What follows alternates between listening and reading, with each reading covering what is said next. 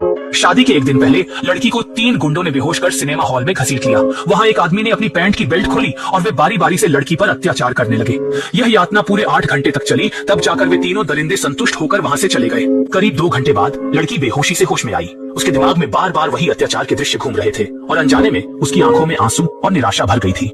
वह चुपचाप जमीन पर बैठी रही, 3 घंटे तक दर्द सहती रही। फिर अपनी आखिरी बची हुई ताकत जुटाकर वह कांपते हुए खड़ी हुई और वहाँ से बाहर निकल गई। हालांकि घर में चारों ओर खुशी और जश्न का माहौल था, लेकिन वह खुद को उसे पूरी तरह अलग महसूस कर रहा था। उसने खुद को बाथरूम में बंद कर लिया और अपने शरीर को धोने लगा, इस उम्मीद में कि वह अपने ऊपर लगे दाग धब्बे धो सके। ठंडा पानी बार बार सिर से पांव तक बहता रहा और उसके दिल की निराशा भी धीरे धीरे उसे पूरी तरह निकलने लगी। आज उसका विवाह होना चाहिए था, लेकिन विवाह के प्रति अपनी निष्ठा के कारण उसने बीती रात अपने साथ हुई हर बात नए दूल्हे को विस्तार से बता दी। परंतु उसे जो मिला वह दूल्हे की अटूट साथ निभाने की वचनबद्धता नहीं थी, बल्कि बिना पीछे देखे बेरहमी से छोड़ दिया जाना था।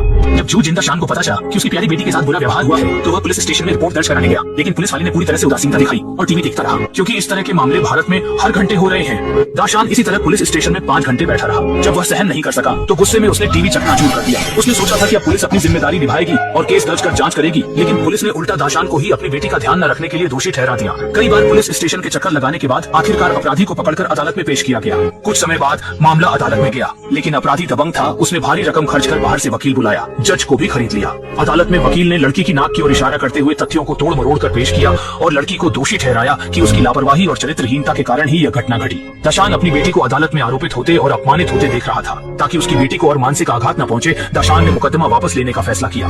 उसने अपनी बेटी का हाथ पकड़ लिया और बार बार अपनी बेटी से अपनी इस पसंद के लिए माफी मांगता रहा। सोचा था कि समय के साथ और दाशान की हर पल की देखभाल और प्यार से लड़की धीरे धीरे अपने दुख से बाहर आ जाएगी। लेकिन कुछ ही दिनों बाद वही 3 लोग फिर से लड़की का अपहरण कर लेते हैं और उसे एक सुनसान जंगल में ले जाते हैं। वे बेहयाई से लड़की से कहते हैं। फिर उनमें से एक ने लड़की को एक थप्पड़ मारकर जमीन पर गिरा दिया और बेशर्मी से कहा कि उस रात जब वह बेहोश थी वे पूरी तरह से मजा नहीं ले पाए थे। ये कहकर उन्होंने लड़की को पकड़ लिया और एक बार फिर उसके साथ ज्यादती करने की कोशिश की। घबराहट में लड़की ने एक आदमी को लात मारकर उसकी कमजोरी पर वार किया और वहाँ से भाग निकली। लेकिन हैरानी की बात थी कि जितना वह विरोध करती, ये दरिंदे उतने ही उत्तेजित हो जाते। जल्दी ही वे लड़की को पकड़ लेते हैं और उनमें से एक ने जमीन से लकड़ी उठाई और उसे लड़की की पीठ में घुसा दिया। लड़की ने तेज दर्द सहते हुए लकड़ी को अपनी पीठ से निकाला और जंगल के अंदर भागती रही। पता नहीं वह कितनी देर तक भागी। आखिरकार वह एक बड़े पुल पर आकर रुक गई, क्योंकि आगे रास्ता ही नहीं था। इन दरिंदों के लगातार पीछा करने के सामने असहाय लड़की को पता था कि अगर वह उनके हाथ लग गई तो उसका क्या अंजाम होगा। इसलिए उसने बिना हिचकिचाए पुल से नीचे कूदने का फैसला किया। किसे पता था कि जैसे ही वह रेलिंग पार करने लगी, एक गुंडे ने उसके बाल पकड़ ली। सिर की त्वचा फटने जैसी तेज पीड़ा से लड़की चीख उठी, लेकिन इसके बावजूद भी इन दरिंदों ने उसे नहीं छोड़ा, बल्कि उसके बाल ही काट डाले।